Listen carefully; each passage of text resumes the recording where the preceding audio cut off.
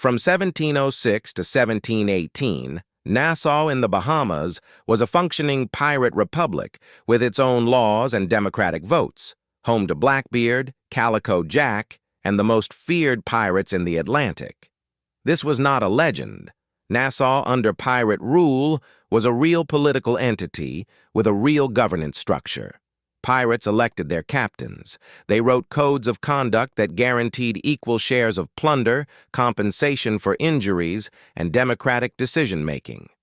For 12 years, they ran one of the Caribbean's most significant ports, until a British governor arrived with a fleet and a pardon. Nassau, on the island of New Providence in the Bahamas, was a British colonial settlement that had been attacked and largely abandoned after a series of Spanish and French raids in the early 1700s. By 1706, the colonial governor had fled, the fortifications were in ruins, and the town was largely empty. It was ideally situated.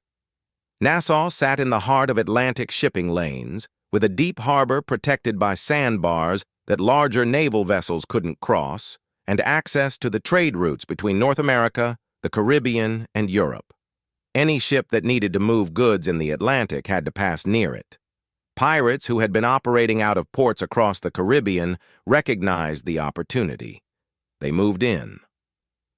Over the following years, Nassau became the informal capital of what historians call the Flying Gang, a loose confederation of pirates who operated out of the same port, shared information about targets and naval patrols, and developed a culture of collective governance. The pirate community at Nassau operated under what were called articles, codes of conduct that each crew drafted when they formed, specifying shares of plunder, rules of behavior, and democratic procedures. The articles varied by ship, but shared common principles. Captains were elected by the crew. Major decisions, where to sail, which targets to take, whether to accept surrender or fight, were put to a vote. Every member of the crew received a share of any captured goods, with the captain typically receiving 2 shares and other officers 1.5. Crew members who were injured in battle received compensation from the collective fund before the general distribution was calculated. On shore in Nassau, there were taverns, a market, a community. It was rowdy and violent by modern standards, but it had social structure. People settled disputes.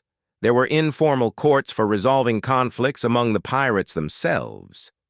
Among the figures who operated out of Nassau during this period, Benjamin Hornigold, one of the founders of the Flying Gang, who later accepted the British pardon and became a pirate hunter.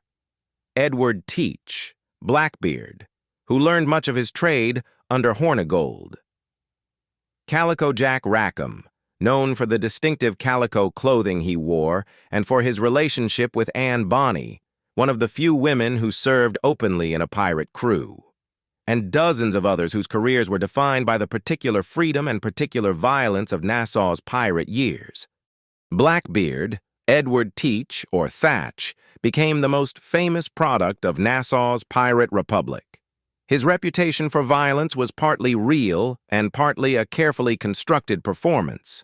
He braided his beard and twisted it into points, tied slow-burning fuses into it during battle so that his face appeared wreathed in smoke and flame, and cultivated an image of unpredictability that made merchants surrender their ships without a fight rather than test whether he would actually kill everyone. He preferred surrender. Dead men couldn't be ransomed. Burning ships couldn't carry plunder. The violence of his reputation was, in large part, a business strategy. In late 1717, the British government had decided enough was enough. The pirate republic at Nassau was disrupting Atlantic trade too severely to be tolerated. King George III issued a royal proclamation offering a pardon to any pirate who surrendered by September 5, 1718. The pardon was delivered to Nassau by its new governor, Woodes Rogers, a former privateer himself, who arrived in July 1718 with a fleet of naval vessels.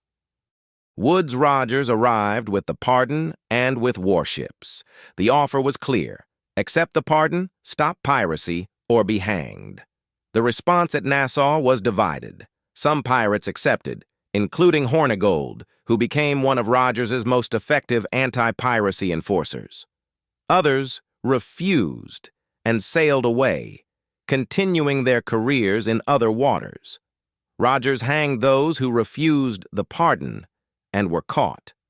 A mass execution on a Nassau beach, with rows of condemned pirates watched by the accepting population of their former community, effectively ended the Republic. Blackbeard refused the pardon and sailed to North Carolina, where he was killed in a naval engagement in November 1718. Calico Jack was captured and hanged in 1720. Anne Bonny claimed to be pregnant and escaped execution, and then vanished from the historical record. By the end of 1718, the Pirate Republic of Nassau was over. Woodes Rogers became its governor. The harbor was fortified. The Atlantic trade routes, for a time, were safer. For 12 years, a ruined Caribbean port operated as a functioning pirate democracy. Captains were elected. Shares were divided by vote. The most feared pirates in the Atlantic called it home. The island nation run, entirely by pirates for 10 years. Not a legend, but a real place with real governance, real laws, and real democratic structures that, in some ways, anticipated modern labor rights, equal shares, injury compensation, collective decision-making.